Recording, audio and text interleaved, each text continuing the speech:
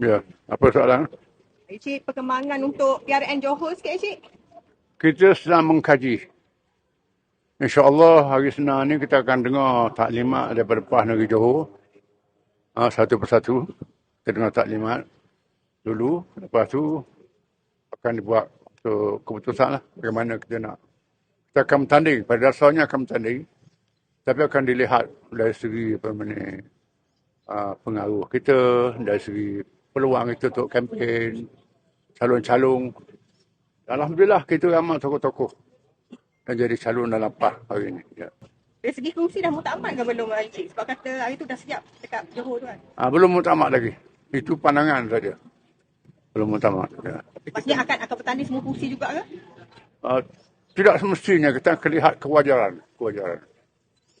Kita akan bertanding mungkin atas SKM PN ataupun PAS akan bergerak secara...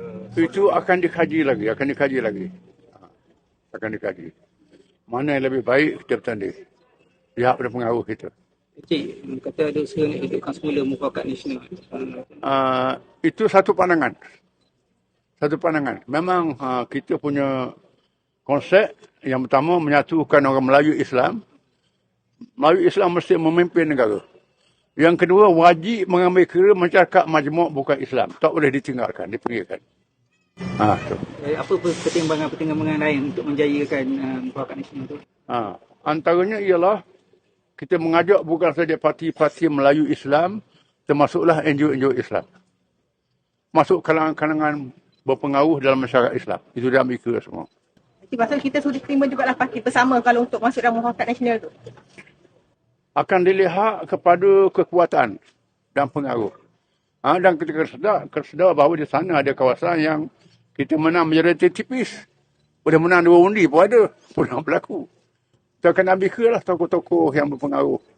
Encik kata malam tadi ada pertemuan antara pemimpin PAS dengan UMNO. Betul, Encik? Pertemuan biasa. Kita jumpa belaka. Orang nak jumpa kita jumpa. Betul lah, Encik, ada. Dia maklum pada saya ada perjumpaan. Ayah tak terlibat sekali malam. Ya? Ayah tak terlibat sekali Saya tak malam. terlibat. Dia maklum dengan benda saya. Dia maklumkan. Okey. Ya. Encik, yang Negeri Sembilan sikit pula dah berbuat kuasa hari ni beberapa tu. InsyaAllah kita tunggu dan lihat. Dan kita akan bertanding Negeri Sembilan. Dan kita dah menang 3 kerusi Negeri Sembilan. Mungkin akan tambah. Dan akan tambah lagi kerana di sana terdapat banyak kerusi yang majoriti tipis. Lebih kurang pada 1,000. Banyak. Encik, susulan dengan hubungan dengan persatuan itu dah ada keputusan ke apa perkembangan dia? Dan ulama telah bermuzakharah dan ulama dah membuat keputusan terpulang pada pusat bila nak umum. Apa tindakan yang patut diambil. Ya. Isnin ni, Encik. Isnin ni insyaAllah. Bincangkan bersama-satu.